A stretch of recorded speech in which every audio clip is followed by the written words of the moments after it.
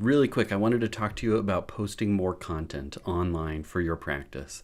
Because I know that you're probably trying to post more content, but it's really hard because you get distracted with everything that you do in your day, in your day job, and then you go home and you have everything on your plate, and it's like, when am I going to have time to make videos and post posts and write Instagram captions and hashtags and all those things? And I want to tell you that there is another way. I have had the opportunity over the past 3 years of my online presence for my parenting brand and for my practice brand for physicians to really hone like how to keep showing up online without spending all of your time posting. And people ask me all the time, how do you post all the time? How do you keep creating content? And I'm going to show you behind the scenes, which is to say that I don't keep doing it.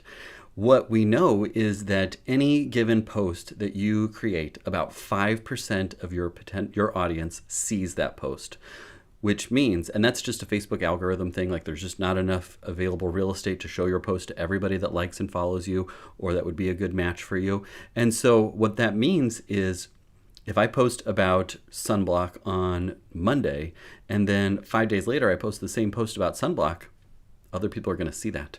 And so that means that I can post things on a regular basis that people would see if they followed every single thing that I did. But the vast majority of people don't watch me that closely because, everyone is most interested in themselves appropriately.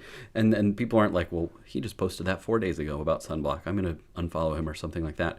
And what Facebook and Instagram and all the platforms know is if you keep seeing the same things from the people that you follow over and over again, then you're going to, scroll off of Facebook or Instagram or wherever you're at and go over to YouTube or read the news or, live in the real world. And so they want you to stay on the platform. So if they've seen, person 736841245, that person ID already saw this post on sunblock on Monday, well, they're not going to show up on Friday because they might then get distracted and leave the platform. Facebook, Instagram, LinkedIn, wherever, they want to keep you on platform, so they show you new content to keep you scrolling. And so having said all that, how do you post more frequently? Because for every platform, you need to post on a regular basis if you want people to see you and then start to resonate with your message. Because if I'm a potential patient that needs to have a mole examined or my ACL repaired or my acid reflux addressed, well, it's rare that I'm just scrolling social media mindlessly when I need my ACL repaired. So I need to be top of mind so that when I actually do tear my ACL, I already say, okay, I see that orthopedic surgeon that posts about getting out of your knee brace 3 weeks earlier to run marathons 6 weeks before the average post-op ACL repair person. I'm going to go see them.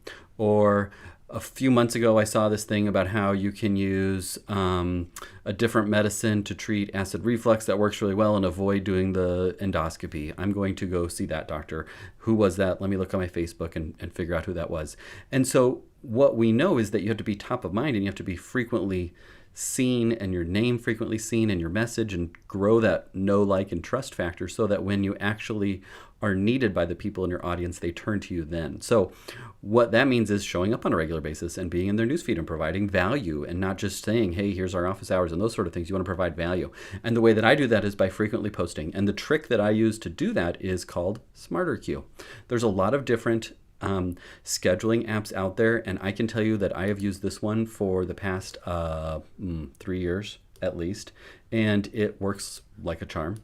I get nothing from SmarterQ by telling you this. I could give you this link so that you can join under mine and I can get like a free month or something like that, but I don't want you to think by any stretch of the imagination that I am doing this just because I want to get paid by them or something like that. So I'm not even going to give you that link. If you like them, go sign up or message me if you want the link or something like that. Okay, so the way it works is I put posts in, it queues them up, and then after it posts them, it puts them back in the queue, which means that I can write posts when I have time. I can do 3 or 4 posts and then recycle them over and over and over ad infinitum across all the different platforms. So this might resonate with you. Here's my Instagram feed. So I do 2 posts per day, at least on Instagram. I usually do a post in the morning, a post at night, and then Instagram TV in the middle of the day. So really 3 posts per day on Instagram. But if I can tell you that if I were to get hit by a bus when I leave my office tonight, somebody would have to call Mark Zuckerberg next week and say, hey, we're at the funeral right now and he's still posting on Instagram. Can you please turn this off? It's kind of creepy, because it will just keep posting forever and recycling all the content. So you can see all the posts here that I've done. One time I wrote them, I put them in, and it just keeps posting them.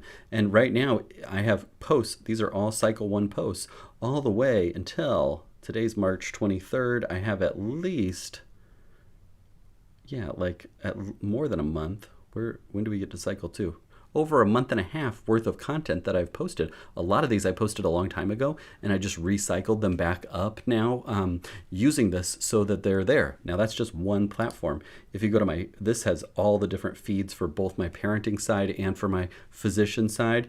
It's posting let's see, there are at least 15, 16 posts per day that go out across my different accounts, across Facebook pages, Facebook groups, Instagram, LinkedIn, Twitter, all those places. And so whatever I want to filter by, I can say, okay, here's what's going on Facebook. On Facebook, I post more frequently because you can get away with that with the algorithm.